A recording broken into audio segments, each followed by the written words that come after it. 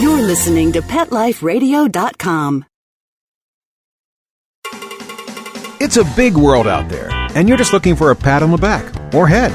You run around the city, searching for a place to bark, working your tail off with your nose to the ground, sniffing for a few scraps, hoping someone will throw you a bone. You take each lead, collar after collar, hoping one day to take a bite out of success and become the top dog. Fortunately, you come home each day to open arms, open cans, a drink waiting for you, and a comfortable place in front of the TV set. You know you've got it good, really good, because after all, it's a doggy dog world out there. Pet Life Radio presents It's a Doggy Dog World with your host, pet expert, and award-winning author Liz Palaika, and this week's co-hosts Kate Abbott and Petra Burke. Welcome to It's a Doggy Dog World. I'm your host, Liz Palaika, and with me today are my good friends, Petra Burke. Hello. And Kate Abbott. Howdy. And if you're a regular listener, you know that our dog training organization is called Kindred Spirits Dog Training. We're in Vista, California. That's northern San Diego County. And dog training, obviously, is a very important part of our lives, our profession, our passion. So we do hear about other trainers. We do get calls from people who are looking for a trainer, sometimes for something specific. And so we want to talk about that a little bit today. When you're looking for a trainer, what should you look for? What questions should you ask? What should you see? What should set off alarm bells? So take a moment, listen to our sponsors, and we'll be right back. Sit. Stay. It's a Doggy Dog World. We'll be right back after a short pause. Well, 4 to be exact. Petco, where the pets go.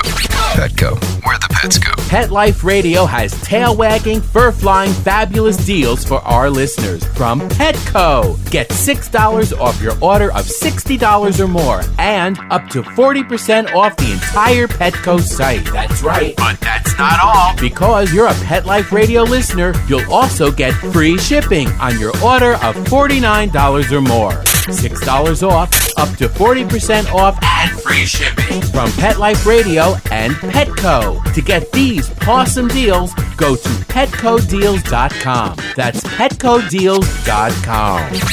Petco, where the pets go. I'm not much of a reader, but I do wish I were more well-read. There are so many great books coming out. I wish I could find a way to keep up. Audible.com makes it easy to stay well-informed and catch up on your reading simply by listening. Audiobooks from Audible turn downtime into uptime. You'll be more productive and become well-read. Now I'm able to catch up on all the great books I've been wanting to read. With Audible, I feel smarter.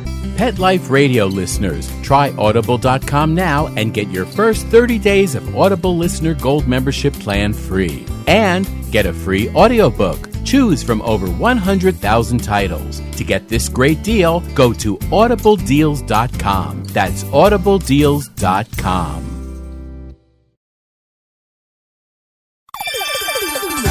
Let's talk pets on PetLifeRadio.com. We know you're begging for more. So back to It's a Doggy Dog World with your fetching hosts, Liz Palaika, and this week's co-hosts, Kate Abbott and Petra Burke. Welcome back. Let's talk about why you're looking for a dog trainer. That should be one of the first things, because why you're looking for a trainer can also affect what kind of trainer you work with and part of what you should be asking questions for. Now, obviously, a lot of times people are looking for a trainer because they have a brand new puppy. Puppy class. I love puppy class. It's a chance to get to their brains while they still have a lot of blank slate. While you can still form a lot of ideas and do that socialization with them in proper settings, under supervision. It's just such an important, critical time in a puppy's development. Now, in puppy class, we offer the AKC Puppy Star program, and we like that. I mean, our curriculum isn't totally based on that, because we were doing puppy classes long before the Puppy Star, but we have incorporated the Puppy Star. It gives us a framework that meshed well with what we were already using, and then it gives owners of puppies a certification, something more than just our school diploma, a national certificate that their puppies are a puppy star. And maybe, too, some motivation, a goal to work towards. And hopefully whetting their appetite to continue on the education so that their dog eventually becomes a canine good citizen. Well, one thing it does also makes them think of what the responsibility of a puppy is. Mm-hmm. Just a couple times recently talking just to puppy parents. I was like, oh, yeah, exercise. Oh, yeah, okay, you can do this, as they get older, more activity, and so on. Kind of gets them to think also in the future. And one of the things that I think bothers me the most is one of the things that the AKC Puppy Star program asks for is identification. We've had a number of puppies that at the end of the puppy class, when they take the Puppy Star test, they still haven't gotten an ID tag. That's such an easy... So, yeah. Really, I go to a pet store and have a little kiosk thing. Let's say it's STAR. They call it Puppy Star. Right. But it stands for S, socialization, T, training, A, activity, R, responsibility. Right. So it's starting off the owners on the right foot of being good dog owners so that they have good dog citizens when they're grown up. Right. And responsibility is a big part of it. Having your puppies properly labeled so they can hopefully be returned to sender if something happens. Right. The responsibility of creating enough activity in the puppies. Mm-hmm. If any of you want to see more on the Puppy Star program, if you go to the AKC's website, www.akc.org, I believe it's on the left-hand side of their homepage, lists their programs, and you can click on the Puppy Star program. Although it's sponsored by the American Kennel Club, it is open to dogs of all breeds. Right. Another reason why dog owners are looking for class, older puppies or adolescents with problems. Teenagers, yeah. So many of the pups, the young dogs that we see in our basic obedience class, are teenagers. They went from being this cute little fluffy, adorable puppy that wants to be with you to, talk to the paw. I'll get back to you later. Right. That's when they come to see us. Yeah. Barking, so digging, chewing, jumping on people, pulling on the leash, charging out the open door. Not coming when called. Digging holes in the backyard, mouthing and biting. All typical adolescent and young dog problems, which do not, contrary to public opinion, do not go away when the dog grows up. But if they're self-rewarding enough, they turn into habits. And then we have adult dogs with these problems. So there's a lot of reasons why dog owners and puppy owners can look for a class. And then hopefully later on continue with more specialized rally, agility, herding, canine good citizen, tribal, whatever. You get your basic training. Your avenue, doors are open. So puppy is preschool, basic is elementary, high school. Yeah. And then you get to go on to college and do the fun stuff, specialize. Mm-hmm. So let's talk about how to find a trainer. Well, talk to your vets. A lot of vets have trainers they refer to. Ours, we love our vet. So preschool, elementary school, and high school, puppy and basics. Mm-hmm. Yeah, ask those people who see a lot of students, right? Who see puppy owners and their puppies and their dogs. Mm-hmm. I grew up moving from town to town a lot, so stopping people on the street. You have a nice, well-behaved dog. How did that happen? Yeah, where did you go? Who did you learn from? I just went through a stack of our registration forms and was making notes on referrals. And by far, the most common referrals were from previous students. I mean, overwhelmingly. Word of mouth is huge. Right. People, they can spread it fast. We do get a lot from our website. We do get a lot from people Google on the internet. We get a lot from quite a few of the local veterinarians. But overwhelmingly, it's previous students. And that means a satisfied customer, right? To be so blatant about it. Mm-hmm. And then, of course, we've had a few people, dog owners, who have called us and said, almost angrily, we were told to call Kindred Spirits, to call only Kindred Spirits, and to call you right away, and everyone said to call Kindred Spirits. We've had several of those recently.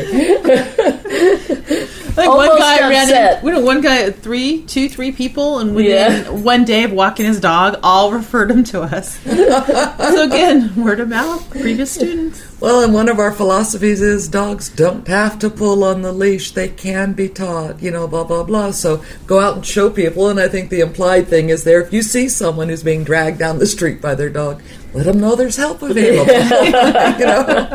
All right, so why you come to class, usually there's a need. Usually there's something that you want to accomplish with your dog, either as a puppy, socialization, an adolescent or young adult dog, you've got a behavior problem.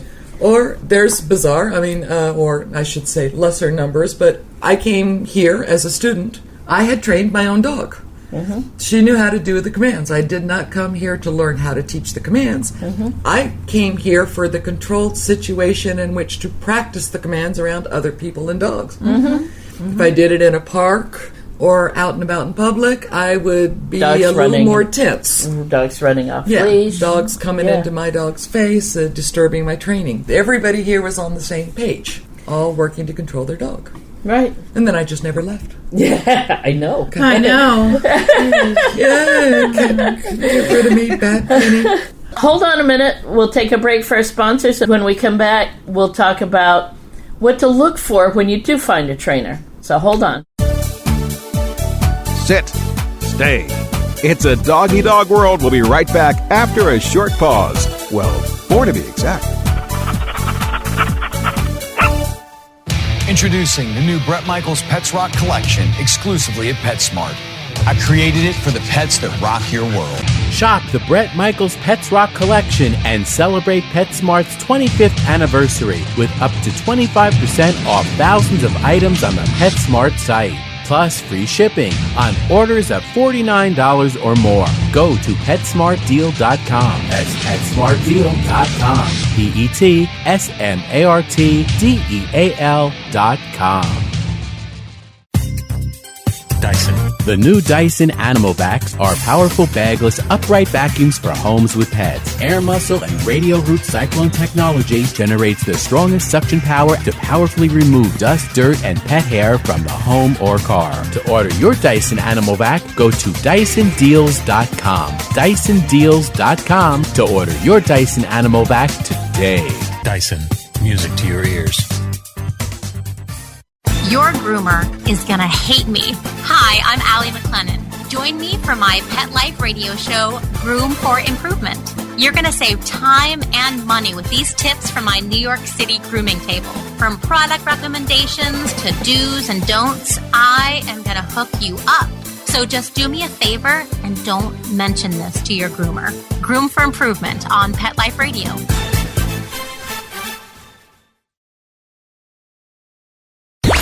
Let's talk pets. Let's talk pets On Pet Life Radio. Pet Life Radio. PetLifeRadio.com. We know you're begging for more. So back to It's a Doggy Dog World with your fetching hosts, Liz Palaika, and this week's co-hosts, Kate Abbott and Petra Burke. Welcome back. All right, the first half of our show, we were talking about reasons why people look for a dog trainer. Now, say you've got some referrals, either from a neighbor, you've got some referrals from people walking well-behaved dogs out on the street, your veterinarian gave you a referral. Somehow you found the name of a couple different trainers. Now, first thing to do is give them a call and talk to them. Or check out their website. Out their website. If they have one. The website, hopefully, if they have one, I should think most trainers nowadays should have a website. It should give some basics. What do they do? What kind of classes do they offer? Or do they do only private training or only behavior consultations or all of the above? What is their training philosophy? There are a lot of different training techniques and training philosophies out there. The standing joke that we use all the time, if you have 100 dog trainers in the room, the only thing they'll agree on is the other 99 are wrong in some way, form, shape, or technique. And really, nobody's wrong as long as the technique is humane and effective and the dog and owner both can work with it and read that humane and effective. But you have to be comfortable with the technique. So read the website, see if it's on there. Give the trainer a call and talk to him or her for a little bit. And find out, and I love it when people call like that and ask. Do you use clickers? Some people are looking for clickers. Some people like me are actually kind of annoyed by clickers. Mm-hmm. So I explain I don't. I use a lot of the same methodology. You can use the voice as a marker. But I use a different kind of marker. Right. But if they are looking for clicker training, no, this is not the place to come. Right. So why waste my time and their time? Sure. That? And once you've had a discussion with the trainer, of course, ask if you can come watch a class. Leave your dog at home. We've had a few people bring dog with, and usually, if they're looking for a trainer, the dog is a little bit out of control, and which is fine. That's why you're looking for a class. But when you come watch a class, leave your dog at home. And that way, one, you don't have to worry about your dog, and two, your dog isn't interrupting the class, because the class is being held for those people who are enrolled in it, not for you as an observer. But most trainers should welcome you to come watch. Just don't disturb the class. And I, if possible, encourage people to come twice. Sure. Once to an early first, second, or third week. I was about to say, exactly. Yeah. Find out what week they're on. Because you don't want to come at week 6 or 7 when they're perfect. They're great. Like, wow, these guys are great. Come at the very beginning, first, second week, and then at the very end, and see the change. See the progress they've made. And then after class is over, feel free to talk to some of the students. Do you enjoy this training? Do you like it? Has it been effective? Would you come again? No trainer is going to make everyone happy. That's just not possible. But the students should be comfortable enough to talk to you and tell you what they think of the class. When you listen to the instructor talking, does it make sense? Does what they're saying make sense to you? Are you able to understand them, relate to them? Just simply hear them. Is it a huge class? Is it too small a class? We had a consultation recently where they went to a group class, but nobody else had signed up, so there was only one dog. Yeah. And they were looking for some socialization. They wanted to work around other dogs, and there was only one dog in the class. So it didn't get what one of the key aspects of the puppy class, socialization, that they were hoping for. Mm-hmm. And then one of the other ones is like what we all do. We use our dogs for demos. Do they use their dogs for demos? How well trained are their dogs? Are their dogs happy to work? Mm-hmm. Are their dogs paying attention? Are the demo dogs eager to do it? Are they being dragged out? Are they out of control? The instructor's dog should be the proof in the pudding. And even if the instructor has a puppy, for example, last year, 3 of us here at Kindred Spirits had puppies. And so our puppies were going through the same process that our students go through. Now, we have adult dogs, too, and we would often make that comparison. Bashir is 8 years old. He's very well trained. He can demo everything and make it all look easy. But here's my puppy, Cisco. He's in the process of learning. You'll see him make mistakes. You'll see me help him. And you can see where we start from and where we're working towards. And I think that helps the students a lot. And that's part of what we do in the demoing. This is your finished project. This is your goal. Right. Have a visualization in your brain. This is what you're working towards. Now let's show you the reality of how you're going to get there. Mm-hmm. It's going to take training. And another one is if the trainer or the instructor takes your dog or takes one of the students' dogs. How do they handle that dog? Are they overpowering? Are they too gentle? It depends. For example, again, a student we had recently, they had gone to a class and they were very, very upset that the trainer, and they had a bull mastiff puppy, had overpowered the bull mastiff puppy to the point that he was simply laying on his back playing dead. And anytime the trainer got near. Trainer got near him. So they had that red flag in the back of their mind, but they said, well, this person's a professional. And they continued in the class when perhaps they should have dropped out. Yeah. They should have gone with their gut. Yeah. They didn't feel right. And if when the trainer is handling the dog, while you're watching the class, while you're observing, if the dog has a problem, how is the instructor handling it? Is she communicating clearly with the dog that's having the issue? Obviously, if a dog is throwing a temper tantrum and rolling on the ground and screaming and hollering, it doesn't necessarily mean the trainer's being too rough. It may be the dog's been allowed to get away with everything, and now the trainer's saying, no, stop. I think in situations like that, also does the trainer have help? Yes. Is there assistants there to, whether it's an assistant handling the dog or the trainer, but somebody to speak up and explain what is going on. Right. And what is the end result? Mm-hmm. Right. I mean, yes. Does the dog end up sitting in front going, oh, okay, I got it. That's what you wanted. I tend to have a higher degree of temper tantrums be in the puppy class. Sure. Yeah. Because it's often the first time they're hearing, no, you can't. Right. What? I'm cute. Right. But I want to end up with a puppy that goes, oh, okay, these are the new rules. Okay, I got it. And is happy to do it. So there's a resolution. If that doesn't happen, it's most unsatisfying for me as well as the student. And, the puppy owner goes, hey, I love that puppy. What are you doing to that puppy? Mm-hmm. So clear communication. And keeping the other students safe. Again, another behavioral consult was a dog that was reactive to other dogs. It's like, did you ever go to a group class? Yes, we did. Did he have problems with the other dogs? Yes. So what did the instructor of that class do? Well, they just kept us apart. Did they ever deal with it? No. They just kept us apart. So, and there is a place for it, too. We had a Cane Corsa in class that, there was no question he was reactive, and we wanted to keep everybody safe. But we gradually, by the end of 7 weeks, he was integrated in the class. Yes, he was. We didn't spend 7 weeks keeping him separate.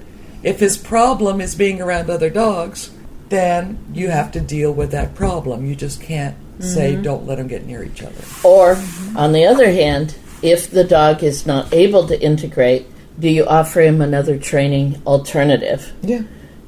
Hey, he's not safe in a group class. Let's talk about some private training so that you can manage him better. Because there, as you said, there's that responsibility to the other people in class also. And not every dog is capable of doing a One of the things class. that's become popular is reactive dog classes, where it's composed primarily or almost entirely of dogs that have an issue with other dogs or other people. And that's what they're there to work on. Okay, fine. So then everybody knows that, and everybody's keeping their dog apart. I went to what should have been a college-level dog course in dogs, dancing with dogs. And as a matter of course, all of the dogs and people were kept 10, 15 feet away from each other, or crated. Which at that level of training shouldn't have been. It's like, no, either this is a college-level dog course, where the dog should be well-behaved, or it's a reactive dog course. But I was not happy. Sure. Because we actually spent more time dealing with reactive dogs than we did on what the topic of the class should have been. Right. Yeah. And what else should people be looking for while observing the class? The looks on the people's faces. Watch the students. Do they have the interest of the instructor, or vice versa? The instructor keeping the interest of the students. She changing it up, like we do. We instruct and they sit for a little bit, and then we bring them out and they practice, and then we bring them back down. They sit and we talk a bit, and then come out and practice. Are they doing something like that? We sit too long, and it's like glassy-eyed, gone. No one's paying attention. Dogs are getting all antsy and. The mind retains what the butt endures. Can't sit for too long. And I guess where the class is held is important. I've always had a dread of those that are held on asphalt parking lots. Yeah, it's in the summer, and then it's a parking lot. And I know it can be really hard to find a place, a facility to train. It's tough. I want my dog's paws burned. No. Or you sitting in that hot asphalt? And we're talking San Diego, which is, mild temperament most of the time. Right. Just about any place else. With extremes of temperature. I mean, we're fortunate that we can do it outside most of the time on grass. Right. But I think in most other places they are indoors. At least in the winter. Or protected somehow. Right. And it is, during the season it's hot. Do you have water? Do they have water accessible for the dogs? The shade? For dogs and people. We're accessible to you. We've had people come in electric wheelchairs. Sure. And they are able to get onto our field and move around. But if that's an issue for you, you need to check on it. Another good reason to go see for yourself. Right. See what's going on. We've had a few people do that. Well, I can maneuver here. This is work. I can do this. Right. Yeah, if they're very little unstable. It's doable. Yep. Go look for yourself. And follow your gut. If they won't let you come watch a class, there's a problem. Go find somebody else. Now, granted, you should not expect to observe an entire 6, 7, 8 week course. That's auditing it for free. Yeah. But you should be able to come and see a couple different weeks of the same class. Like Petra said, maybe the 2nd and the 6th or something like that. So you can see progress, so you can see change. Don't take advantage. We have had some people that wanted to watch more subsequent weeks, and then, well, that's taking advantage. I often get asked what our ratio of students to instructors is. Which is one instructor or assistant instructor to 4 to 5 students. It's what we try to keep. So they'll say, well, how large is the class? And I'll say, average class, 14 to 15. And there's and I say, but we also typically have at least 3, if not 6, trainers out there. Right. Instructors to help you. So, and then we can bring in more. We can also split up the classes. So we have options to deal with it all. Well, I hope that's given you some things to think about. I think one of the biggest points we want to make is keep an open mind. Go listen to referrals. Oh, you know what I was just thinking? What training tools they use. Like they use one technique, period. Right. Like we heard recently, oh no, they just use buckle collars. That Or doesn't work for everyone. There's a trainer in our area that only uses head halters. Yeah. Right. Well, that doesn't work for every breed or every dog. You know, or every temperament or every person. Yeah. Right. So, are they open to different type of training tools, depending on the personality of the dog? I think the only thing we say absolutely never, ever, no, not allowed are retractable leashes. Yep. Yeah. We do not allow those on the field. We will take them away from you. Yes. Yeah. No. And then we will discuss. We'll talk about, we'll get to know you and your dog. And use Petra's favorite saying. So how's that working for you? Yeah. And just the other day on one of my dog internet chat groups was the discussion of dog training, science, or art. Yeah, it's a little bit of both. Hopefully. Yeah. I really do. Nowadays, a craft. A lot of trainers like to use it's science-based dog training. Well, science isn't the answer to everything.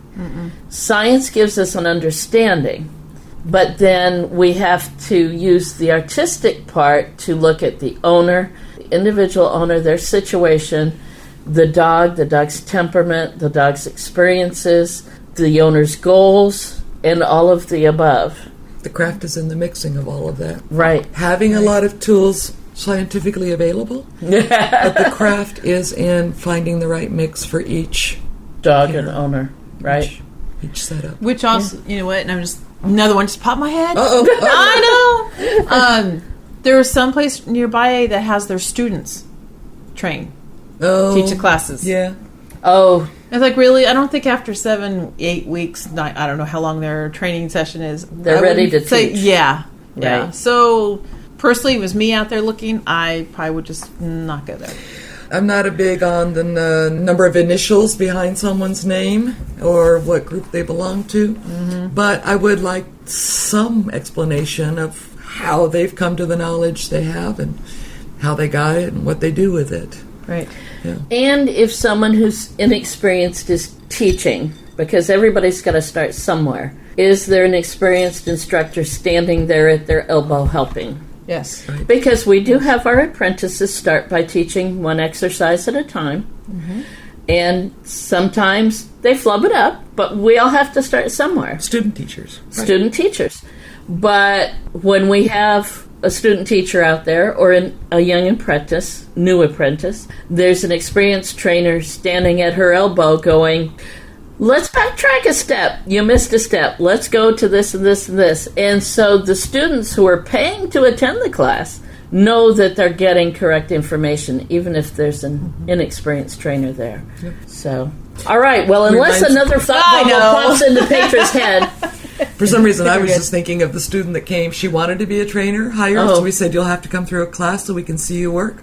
She had gotten her degree off the internet. Oh, yes. Yeah. We didn't take her. No, she could not control her own dog. No. But we did have one that did do the exact same thing and came through class. and was not one of the better dogs in through class. Barely made it. Barely made it. Barely made it. Anyway, proof is in the pudding. Proof is in the pudding. Listen to your referrals. Get a number of referrals. See which trainer's name keeps popping up. Go watch a couple of different trainers. Make sure you're comfortable. Listen to how the exercises are being taught and practiced. Watch the demo dog.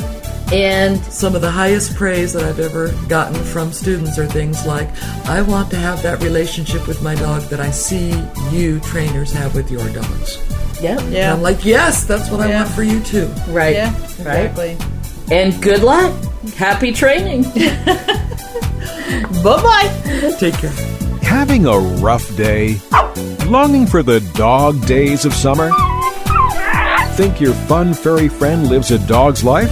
Well, find out everything you're begging to know as Pet Life Radio presents It's a Doggy Dog World with pet expert and award-winning author Liz Palaika. Every dog has his day, and you'll find out how to make your dog's day fun and rewarding. Every week, on demand, only on PetLifeRadio.com.